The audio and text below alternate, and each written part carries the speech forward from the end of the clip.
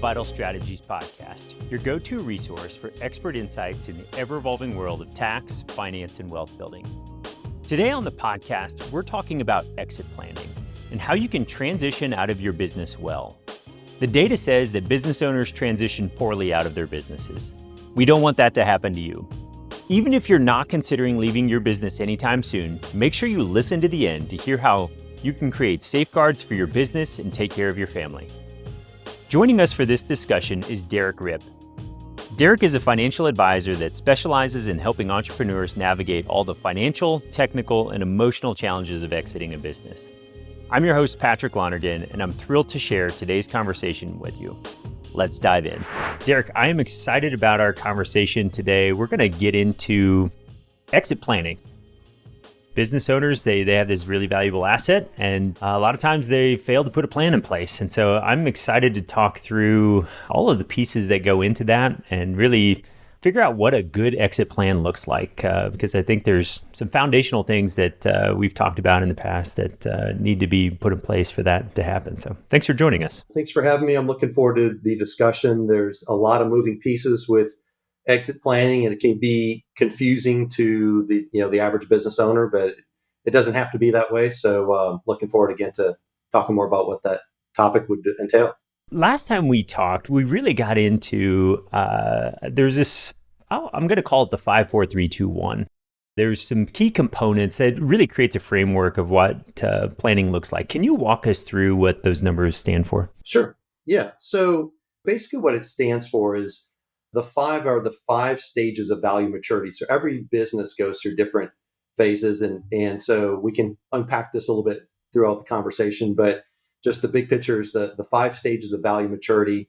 There are 4 capitals, and the 4 capitals, these are really more intangible. So most people are familiar with the financials, more of the accounting measures. Those are more of the tangibles. We're going to talk about the 4 C's are the intangibles, which can also have a pretty dramatic impact on a business. The 3 are the 3 gaps that can exist in an exit plan. And just to touch on those briefly, wealth gap, business value gap, and profit gap. The 2 are the 2 concurrent paths. So exit planning is multifaceted. If done successfully, it's going to include not only the business improvement, but it's also going to include the personal and the financial. The 1 stands for really the one overriding goal, which is to build value, build enterprise value, maximize the value of the company. Again, this is an asset for most business owners that represents up to 80% or more of their total net worth.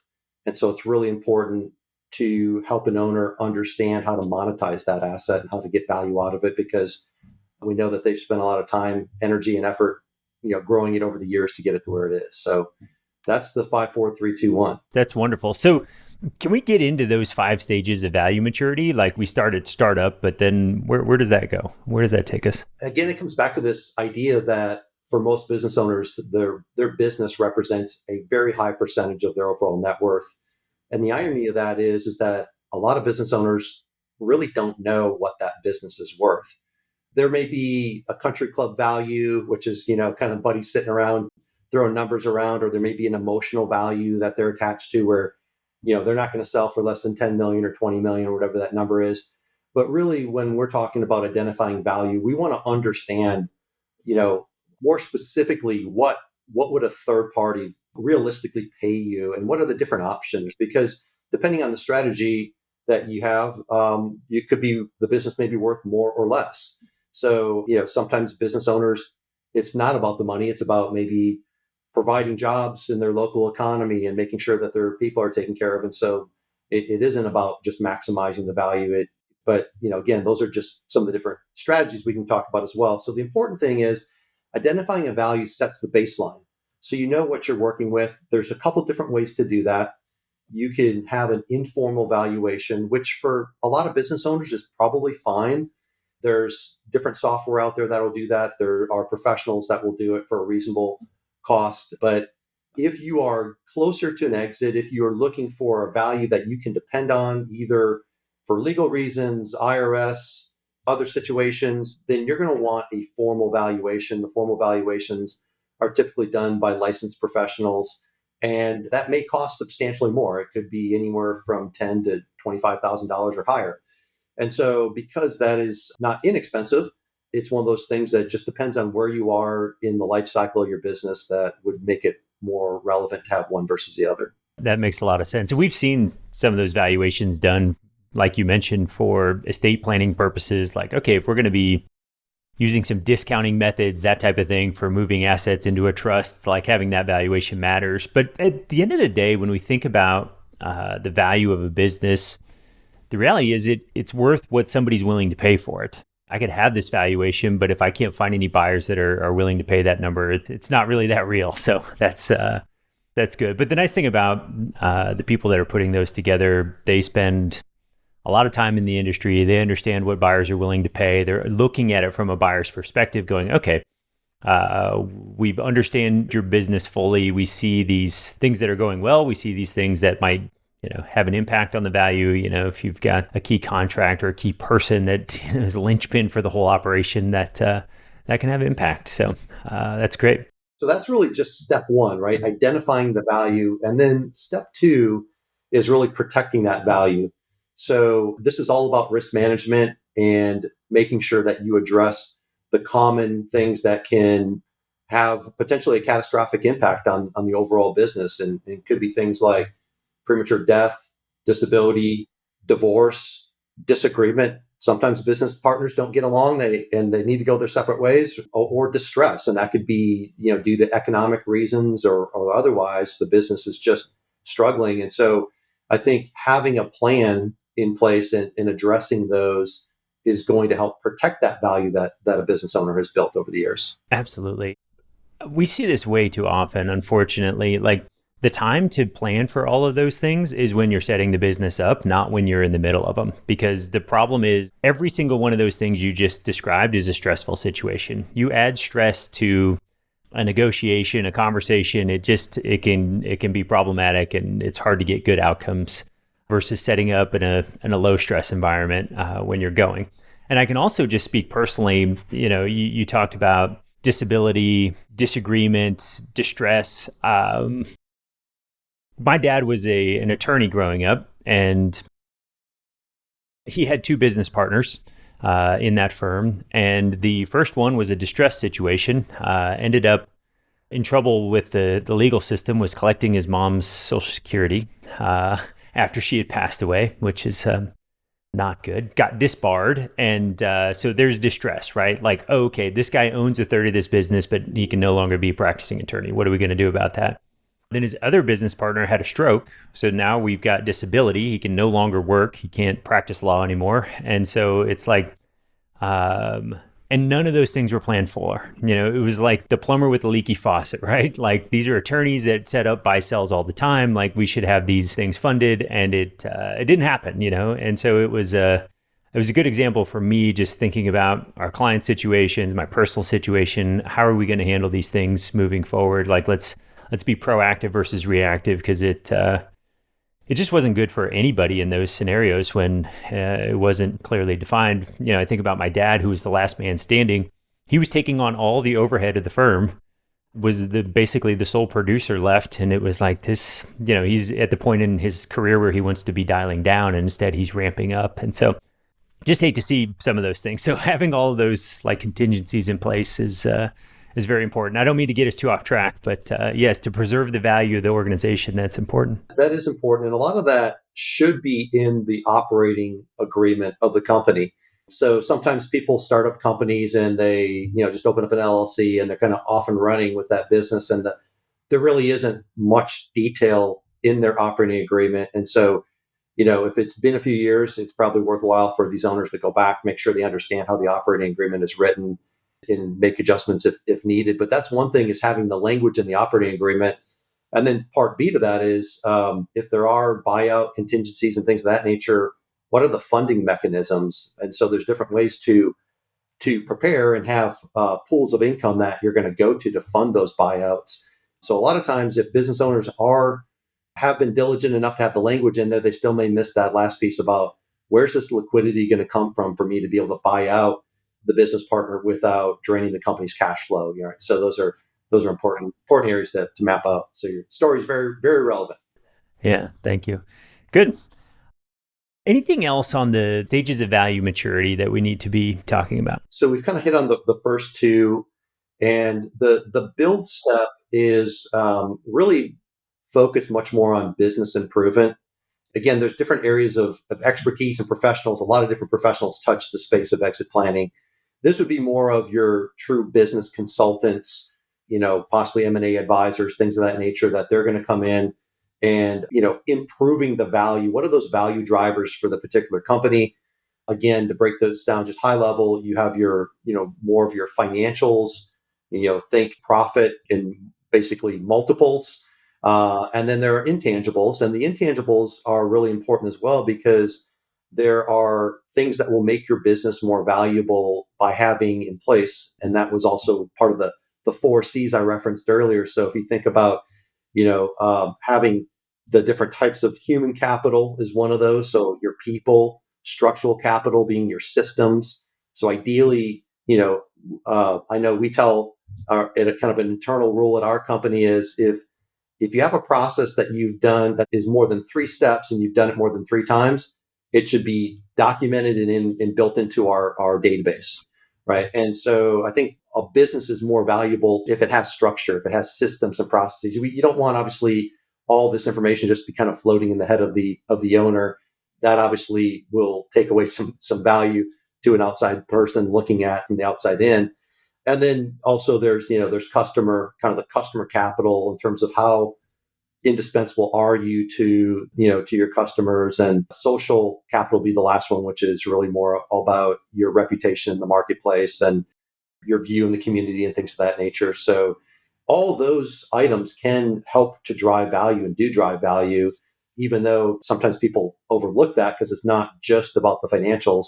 It can be a very big, multiplier. It can help to the multiplier of the value of the company. Yeah, that's fantastic. And we've seen that. We've taken on some clients that have been on this tremendous trajectory. Yeah, they've financially were making a ton of money, but underneath the surface, they were a disaster. The systems and processes were bad. The culture was bad. Their social impact was non-existent. It was like, oh my goodness, there's so much work that needs to be done on the cleanup side.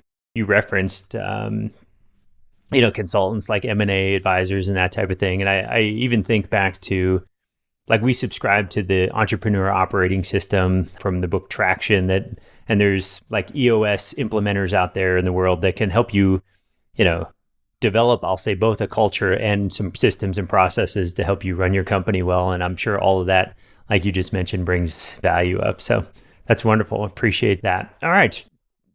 Now we've walked through the build category. What's next in the value? So the next step is harvest. And that's all about what strategy or maybe strategies. It can be more than one. It can change over time. But what's available? Most owners are not even aware of what their exit options are. And so if we just kind of break it down at a high level, you could say there are 2 different main options, which would be internal sales, and that could be a multi-generational family business that's just going to transition to the next generation. It could be sale to other business partners. It could be sale to management team, or it could be something like an employee stock option plan where the employees buy out the ownership. So that's an internal sale. And then there's external, and there are different options within the external, like selling to a strategic third-party buyer or to another financial operator or investor, recapitalization.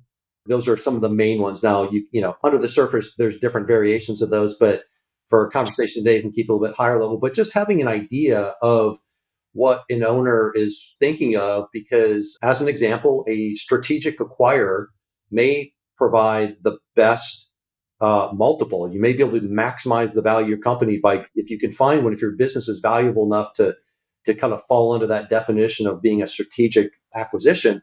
But if your objective is to take care of your people and make sure that their jobs are secure after you're gone and that culture stays in place, then that's probably not going to be the best option. So, being able to reconcile between really what are you trying to accomplish as the owner, and there's a different price level, different multiple potentially for those different options. So again, just kind of building that into the discussion, I think, is really important for owners. Absolutely. And we've had some podcast episodes. We did one with Brad Etheridge on the ESOP and the value of doing that and the reasons why that can make sense. And then we also talked with David Barnett on, what it looks like to sell your business to an outside buyer, that has nothing to do with your business. And you're absolutely right. I think your value system and what, your culture looks like and what your lasting legacy is with that company can direct which way you want that strategy to go. Do we sell it internally? Do we sell it externally? And I love what you're talking about on the strategic buyer side of things. Like, sometimes we can see scenarios where 1+1 does not equal 2, it equals 5 or 6 or 12, because we bring these two businesses together that can create some fantastic multiples just because they're feeding each other well. So the other thing just to keep in mind is that the private free market determines, basically every industry and different types of businesses have their own multiples, and that's set by the free markets. So you may not have a lot of discretion in terms of where the free market places multiples on your industry or your business, but you absolutely have control over, where you fall in that spectrum. So, you may be at a 2-time multiple today and your industry could be a 6 to 8 times. So being able to take you up to that higher multiple and taking those steps, that definitely is within the control of the owner. That's wonderful. All right. So we've looked at the 5 stages of value maturity. I believe we've covered them all. Is that correct? Or is there any There's one one left? more. There's one more, All which right. is the last step is manage. So if you're, on the front end or going through this process, manage could mean managing your enterprise value. That should really, again, be a main focus. A lot of business owners focus on sales and revenue, which are very important. But, we would argue that managing value, focusing on the value is a better approach because you can have both higher value and higher income as well. So if you have not sold, then managing would refer more to that enterprise value. If you have sold, the managing is basically how do you take this business asset and convert it into sustainable retirement income? And that's where firms like ours work on more of the financial planning, the ongoing, management of those assets post distribution. That's wonderful. And one thing we see about entrepreneurs is they have a hard time sitting still. It seems like progress is part of their, contentment, happiness, that type of thing. And so, oftentimes you see business owners sell and they're not making progress. They're sitting around. They've had, their time on the beach, and now they're like, okay, we got to go start the next adventure. I could see that management piece being like, okay, let's start something new, but let's manage that. Like, we've secured your financial freedom, right? Like, we've sort of done all the hard work. We've capitalized this business into real dollars. Now let's carve off a piece of that to start something new. Let's not push all the chips back in again. So that's well said. And I think along those lines, having an investment policy statement, understanding what percentage of the total portfolio is going to be dedicated for, private equity or other business ventures or, things that where that business owner wants to stay involved, and having that documented is just going to make it more likely that, there's going to be follow through on it. all right. So moving on to the 4 C's of capital, we touched on those, but can I see if I can recall them? We've got financial capital, we've got systems capital, we've got I'm going to call it human capital, and then social capital. Is that in the ballpark of the 4 C's? You're right in the ballpark. So the human capital is all about how do you attract, retain, manage people. How do you get the most out of your people so that they buy in and support the company vision? So we all know that people are really important. I think most people would agree that one of the most important things is your people. And so all the talk about AI and things that's still a ways out as far as being able to actually replace people and having that commitment from people to do well and to strive to grow the business. And so human capital is really important.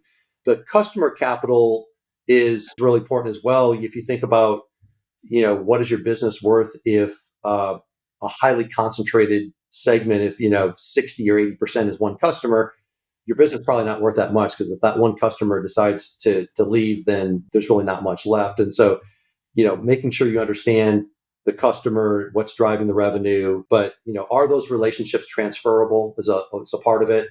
and how strong are your relationships with those clients. All that's going to help to improve that segment, improve the value of your business.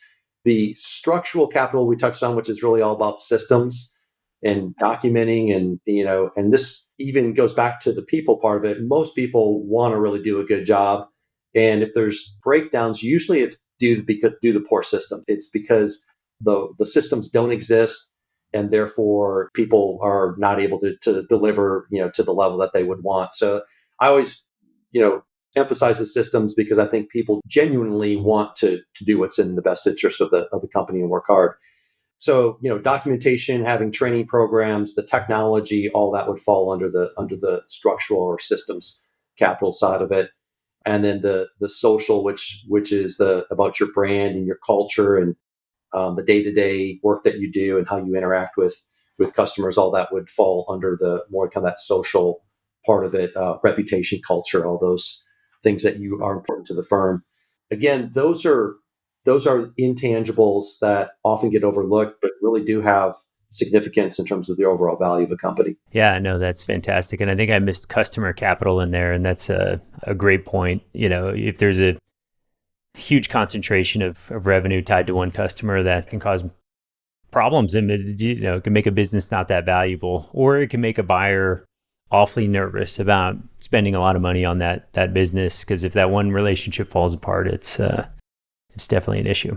It's also true on the other side as well. So if the sales are almost solely dependent on the owner, then that business is not worth as much as what it could be. I actually had an owner that I was talking with, and they were kind of jokingly saying, "I'm the most replaceable person in my company." And I responded back, "And that's what makes your business valuable, because the day-to-day did not require to be operated by them. They set the vision and the more the strategy for the company." But that's really, from an outside buyer's perspective, that's what you want. You don't want it all solely dependent on that person that's exiting the company. That's fantastic. All right, moving on to the 3 gaps. Can you tell us what the 3 gaps are? Absolutely. So the 3 gaps are wealth gap, the business value gap, and the profit gap. To drill down a little bit deeper, one of the things that we would look at if we're doing a financial forecast for a client and we want to understand what is that number that they need, to make everything work so that they can live the lifestyle they want, their assets last them throughout life expectancy. So we look at what they have done already, and that might be a lot of the traditional things like 401ks and IRAs and things of that nature. A lot of times initially we'll exclude the business just so that we can kind of separate that out and see maybe the number. Maybe a client wants to live on $250,000 a year. I'm just going to make up some numbers, but that might equate to a number like $6 million nest egg, right? So if we were to do the analysis and they had $1 million in traditional assets like 401ks and IRAs, there would be a gap, and that gap would be $5 million in that example. And so the next thing we would go and look at is, well, what is your business worth? And this is where the business value gap can potentially come into play. The business might be worth $2 million, but maybe it could be worth 5 if they took the right steps and improved in certain areas. So the business value, it's kind of like, what's the value that you're sacrificing by not being best in class? And so, getting a benchmark against other companies in your industry, similar size, so that it's apples to apples, and what's the value of that company and how do you compare to that? And again, the goal there is to close that gap versus the best in class. So that's the business value gap. And the last gap is the profit gap, which is related, but can be separate. Again, that's one of those financial metrics, those tangibles. And it's similar to the last one, but it's basically what's the money that you're leaving on the table by not operating as best in class from a profitability standpoint. That's great. Derek, when we're looking at how to close that business gap, is there, I don't know, business consultants, that type of thing that you're familiar with that can come into an organization and help businesses sort of look at that and go, okay, cool, we need to clean up our operations or our financials or some piece of this business that will allow us to make progress towards closing that versus we're just going to go try to sell more stuff? Yeah, absolutely. And I'll preface by saying that when it gets into the specifics of the business operations and closing that gap, we would actually pull in another professional. So there are a lot of people that play in that space, business consultants, coaches. You mentioned a great firm earlier, EOS. I mean, I'm familiar. I work with some people from that organization. And again, the data is out there, the software is out there. So it's just a matter of being able to take the time, have somebody to work with that can build out a roadmap, if you will. And for business owners, it's really helping them to identify what are the key areas. And usually there's two or three that they know that need to be improved. And that's where the focus should really start on. And then you're just checking off the list and working down to improve the value. But obviously, having a plan is really important. I would argue that successful exit planning is really the overlap of three separate areas, but all important areas. And the business improvement is one of those. So that's where those business consultants and coaches can come into play. But the personal financial readiness, so think personal financial planning, and then also, thinking about life after the business sale.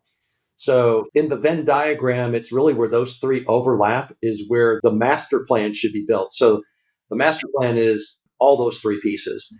And I think a lot of times business owners, they're very good at what they do. As far as operating their companies, they probably don't need as much advice from third parties like us, but they need advice on the big picture planning because, again, exit planning is this very vague concept that's going to, in their mind, take place at some point in the future. It can be confusing. And then when that happens, owners just say, you know what, I'll deal with it later, which is not what we want them to do. But unfortunately, that's often what happens. And so having somebody that can help coordinate those pieces is really important. That's one reason why I went and got the certified exit planning advisor designation is to help serve in that function where we know, okay, I'm not an expert in any of these or all these areas by any means, but I do know people that I could bring in from EOS or other, business consultants, M&A advisors to address key areas. And then, bringing in other professionals when it comes to attorneys, there's all kinds of different types of attorneys, transaction attorneys, business attorneys, estate planning attorneys. So again, all can be really confusing to the average owner. And having a third party that can say, now is the time we need to talk to that estate planning attorney, or now's the time that we need to really make sure we have the transaction attorney lined up, I think is helpful as well. Absolutely. And I think there's a few things that I want to sort of pull out of there. The first is I love that, when we think about how we serve our clients, we try to be this hub that can sort of manage all of those pieces you're talking about, right? Like, oh, hey, here's an estate planning attorney that we can bring into this discussion. Here's, EOS, strategic coach, some of these business consulting firms that we can bring in. It just takes the pressure off of the business owner to manage all of that, right? Like they have enough on their plate the way it is. Running a business is hard. They don't need another thing on the list. And part of the reason why business owners don't take action on these things is like, it's overwhelming. It's too complex. I'll just worry about it later. And then later becomes a problem. So just a couple of things, statistics that I think matter. 80 to 90% of an owner's wealth is trapped in their company. And then I think this really matters. And I think this gets to the heart of what you were talking about. So that 80 to 90% can help close the gap, right? Like we've got this wealth gap, but all of my wealth's tied into this business. Like how do we unlock that? And it's through a sale in some capacity. Then the next statistic that is shocking, but not is, and this gets back to a point we made earlier about, progress being sort of a key factor in an entrepreneur's life. 75% of owners profoundly regret selling their business just a year after selling it, because it sort of takes them out of that progress mode. Like I have nothing that I can make progress on anymore. So can you talk a little bit more about like what good planning looks like for the business owner to sort of move into this next phase of life? Yeah, absolutely. Unfortunately, there's some dismal statistics that, again, it doesn't have to be that way, but especially when you say, the statistic about 75% of owners profoundly regret selling their business a year after. What that tells me is that there wasn't probably enough planning done in other areas. Maybe they did a lot of planning in their business and worked to increase the value and did all those things that we were talking about earlier, but maybe they didn't do enough planning on what does life after the business sale look like. Let's face it, a lot of our business owner clients are type A. They're very highly motivated people. They like to work hard. They don't want to be sitting on the rocking chair on the front porch during retirement. So this is part of maybe what I would call the identity crisis, because they have had identified with the business that the business, it was almost indistinguishable. They were the business for a long period of time, and now that's gone. So what's that next phase in life look like? And so being able to talk through that and plan and making sure that that is realistic. If you think that you might like to do something, but you hadn't really done a lot of it before that, you might want to try it out before you go, I'm going to retire and then I'm just going to go fishing or go golfing. It may not be fulfilling, right? So that's, I think the important thing is, and for some people that is volunteering. Other people, it is maybe starting another business or helping out in other ways, but doing something. Again, I think that's the key, is that business owners have been driven people for the most part, and they need to have identify what that is that's going to help them look forward to getting up every day. And that is definitely one of the things that I think gets overlooked. I also would say that some of this is just how maybe the financial service industry has been trained. They've been trained to talk more about traditional financial assets like stocks and bonds and ETFs and mutual funds, and haven't been as trained in terms of how to incorporate the non-security asset being the business, which is, again, a very high percentage of a person's net worth. Another statistic that's unfortunate, but statistically, over 70% of businesses that list to be sold on the market do not sell. And that's discouraging, but that's, again, all these things that we're talking about, that it's important to make sure that you can monetize and get value out of the company. Because if you're viewed as really just a lifestyle business, a lifestyle company, then you may not monetize that value. That's again, how do you unlock that and be able to transition that into your long-term financial plan? On that last statistic about 70% of businesses that list don't sell, I think there's a problem. I'm not going to say in every case, but I understand this. Sometimes business owners have a maybe unrealistic value or thought of what their value is on their business, because they know what's gone into it personally. All of the blood, sweat, tears, heartache, stress. And so they're like, no, I'm not selling my business for any less than X number of dollars. And then either buyers look at that number and are like, I'm not interested in that. It doesn't make any sense. Or they make an offer and the owner's insulted. And I think that's where, like, having professional advisors that aren't afraid to speak the truth, and maybe even getting some of those initial valuations done. I know you mentioned Quist is an opportunity to have a valuation done. That can help start some of these conversations where the owner can go, okay, I've got an understanding now where my business is at from a value perspective, and I can decide to either move forward selling it, or maybe it's just for most small businesses, sometimes it's like buying a job, right? Like, I'm working for myself, I'm making an income. This is solely dependent on me as the small business owner to run and sort of generate income on this thing. And I'm just going to someday walk out, hang up the close sign and call it a day. But I think, to your point too, about the financial assets, you need to understand that that's the exit, right? So it means we've got to put dollars away in a way that allow us to have the freedom and flexibility to do that. You touched on a couple really important parts that I just wanted to comment on briefly.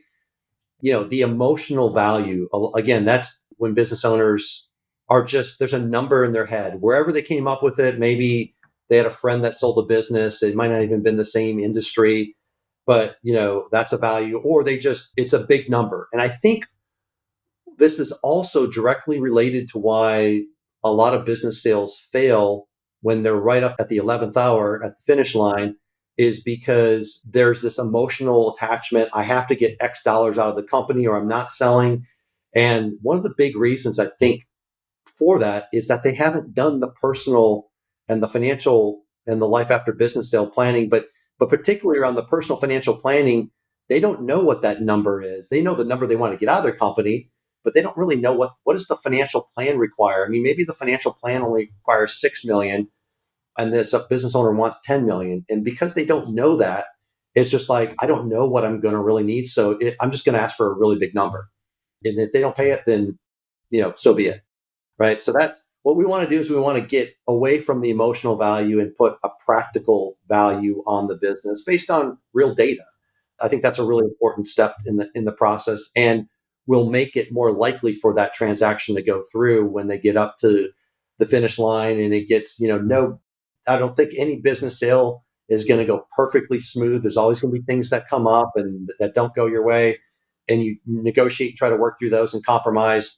But at the end of the day, if you know your number from what the financial plan says you need to get out of it, that makes it a lot easier to take maybe a number slightly below what you really wanted. Yeah, no, that's fantastic. And another resource that we've utilized, this is just a book, but it's called Designing Your Life by Bill Burnett and Dave Evans. And the reason we like that resource is it's just got practical, like, get you thinking about what this next phase of life looks like, what the encore career is, or what we'll call it retirement looks like. Because we just feel like if you don't have a plan, most people will sit around for about a week, watching Jeopardy, playing golf with their friends, and then 2 weeks, 3 weeks, they're like, okay, this was fun for the first week, but now I'm sort of bored with this and I need something else going on. And unfortunately, this is statistics for professionals, but CPAs and attorneys, like the mortality rate inside the first 2 years, the likelihood of them dying is really, really high, because they sort of lose their purpose and they're like, I don't know what to do with myself. And then all of a sudden they're passing away of heart attack, stroke, that type of thing. And so I think having some intention around what not only your financial life's going to look like after the fact, but what you're going to do with your time and energy is an important piece of all of this. So anything else on the gaps that we should be talking about before we move on to the concurrent paths? In conclusion, on the gaps, just understanding what they are. Is there a gap currently? And if so, what is it? And what do we need to do to try to bridge the gap? Obviously, if you know that and you have some runway, then you have the ability to impact that, change that value, and close those gaps. And that's the goal. And that's why exit planning is it's a bit of irony from the standpoint that most people think of it as some event far off in the future, but really exit planning done right is brought back to the present day, to where a business owner could be in a position where they could exit tomorrow. That's the perfect position to be in. Even if you love what you do, you have no intention of selling for the next decade, being in that position of, you can go if you want to. Right. And I think another statistic out there that matters and just underlines the point you just made, 50% of transitions are involuntary. They're forced exits, right? Whether that's divorce, disagreement, disability, like death, like all of those things like can show up. And it's like having a plan, even if it's not perfect. I think that's part of the problem too. People are like, well, I don't know what decisions to make in these arenas, so I'm just not going to make a decision. And it's like, well, something's better than nothing. Let's just have a game plan for worst case scenario, like the people you care about, both in the business and outside of the business, are going to be taken care of. So that's good. All right. Very good. So moving on to the two concurrent paths.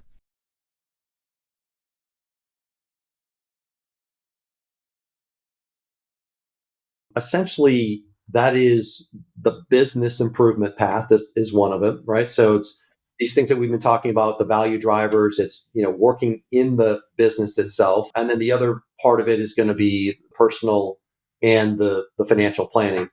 Ideally, in exit planning, you're working on both of those paths at the same time, right? And not excluding the other one. So under the personal umbrella, it is the life after business sale and having purpose and understanding what's going to drive you. It is the financial forecasting and understanding what that nest egg needs to look like and what kind of growth you need off your assets after retirement. And the business is all the things that we've been talking about in terms of value drivers and process improvement and things of that nature. Great. Very good. And then we've got one goal. What is our goal that we're trying to accomplish here? I think the one goal is to drive enterprise value for the business. That is the one thing that, from an exit planning standpoint, we know that most business owners, they love talking about their businesses, working in their businesses. That's what drives them. That is usually, when we talked about gaps earlier, it's usually easier to close gaps through the business than it is the personal. If you think about, saving up $3 million or $5 million versus just driving business value, it's easier to do that through the business than the personal savings side. So again, I think that one goal is really focusing on the value. And if you do that, then the income will follow. It's just a natural byproduct. You're going to be a better run company. It's going to be a more profitable company. Your income will go up as a result of it. So again, a little bit counterintuitive to some people, some business owners, that they're focused on the sales and the personal revenue, which again are important. But if you focus on the enterprise value, you'll naturally get those others as a byproduct. That's fantastic. So, Derek, I think about this exit planning process, and I'm stealing this from Strategic Coach, but we're firm believers in who, not how. Like our business owners are so busy, not that they can't figure out how to do it. They just don't have the time and energy to execute on it with excellence, right? So bringing a who into their lives that can help them execute on all of the complexity that comes into an exit plan. We think about, to keep it very simple, financial planning is very simple if you have $5 in the bank. The plan is go get a job and start earning more money, right? If I've got $50 million in the bank, the complexity's dramatically different. I've got everything from estate planning, tax planning. I've got this whole, set of complexities that have shown up around my wealth. And so the business owner needs people in their lives that can help with this process of navigating the exit plan. And the exit plan is not just hey, I'm thinking about selling my business in the next week or so.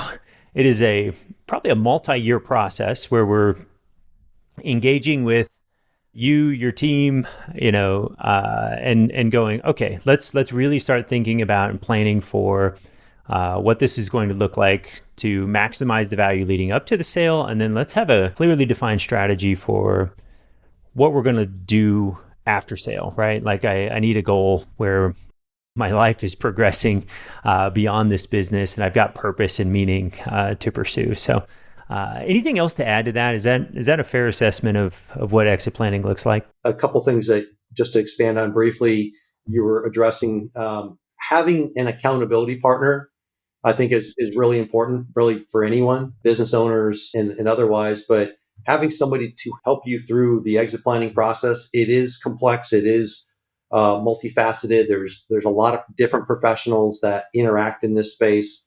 We've talked about some of them, CPAs, attorneys, growth consultants, family advisors.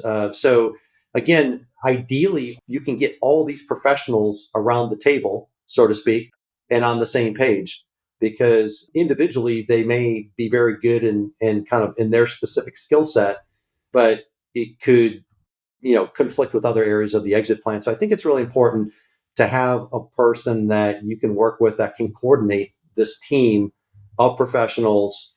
And again, making sure that you have this master plan with how all these different professionals tie into it at the various points of time, and having somebody say, now is the time we need to bring in the investment banker, the M&A consultant, or not, saying that's probably premature. Or maybe you don't need the formal valuation today. Let's not spend $25,000. Let's spend $5,000, get an informal valuation, and save that money and put it into the business. So those are the types of things that I think a financial professional can really help with if they can coordinate the individual pieces of the exit plan and these different professionals and how they interact with it. I appreciate that, and Derek, I appreciate you just being a part of our team and our network that we can plug into when clients have these questions. So anything else that we should be talking about when it comes to exit planning that we haven't already discussed? I think that we've really hit on a lot of the key areas. Again, maybe just to emphasize the point, the earlier you start, the better, right? So I know it's common that, people say, well, 3 to 5 years in advance of the sale. I would argue if you're even a startup, this should be, once the business is up and profitable, this should really come in front and center in terms of all the things that we talked about, because again, you want to be exit ready and to be able to leave on your terms. Everybody's going to leave their business at some point. whether it's voluntary or involuntary, we don't know what the future holds, but you want to be prepared for the worst case scenarios. And of course, you want to be ideally situated where you can enjoy the fruits of your labor and monetize the years of hard work. So I think that's what I would conclude with. Wonderful. Thank you, Derek. I appreciate all of your wisdom and insight on this topic of exit planning. Yeah, thanks, Pat. It's been a pleasure. Have a great day. Thanks, you too. Thank you for listening to the Vital Strategies podcast. For links to the resources mentioned in today's show, see the show notes for this episode at vitalstrategies.com/episode 16. Follow the Vital Strategies podcast wherever you listen to podcasts. And don't forget to rate and review, letting us know how these tips are helping you pay less tax and build more wealth. Also, check out the free resources that we've got available for you to help you save up to $10,000 or more in income tax at 5minutetaxmakeover.com. Again, don't miss out on all the free resources at 5minutetaxmakeover.com so you can pay less tax, build more wealth, and live a great life.